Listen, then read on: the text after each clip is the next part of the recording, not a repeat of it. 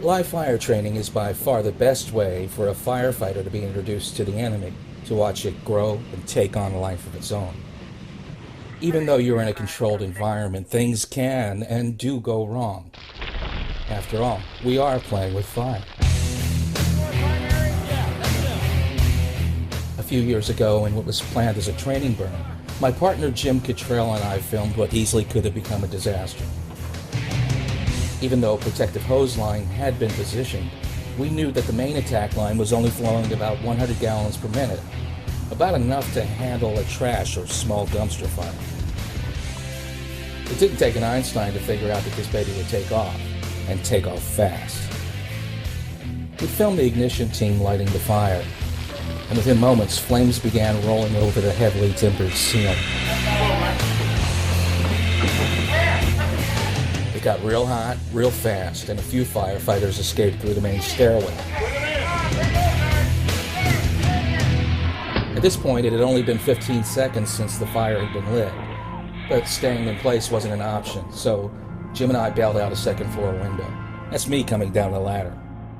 From our fixed camera position, you can see that heavy smoke is already blowing out the second floor windows. But what we didn't know was that someone had used gasoline as an accelerant for this training blaze. And that's the biggest no-no in the firefighter training business.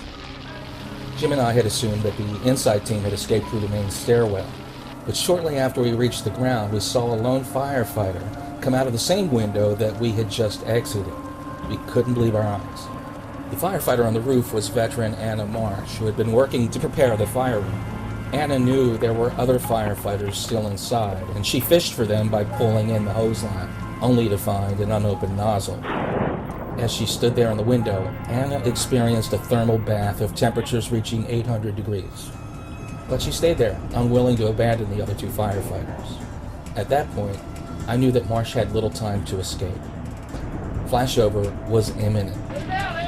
I shouted through my mask to warn Marsh of the danger, but the heat and smoke had damaged the facepiece of her breathing mask, and she had become totally disoriented. Finally, listening to instructions from a safety officer, Anna was able to feel her way to an escape ladder and make her way to safety just as the room flashed over with violent force. I'm still not sure what really happened, but there was no way that a single hose line would have ever dampened that blaze. Anna and her crew were lucky to get out alive. I was with Anna on the fire ground immediately afterwards. What I saw was a charred set of turnout gear and a brave grandmother who had just escaped death.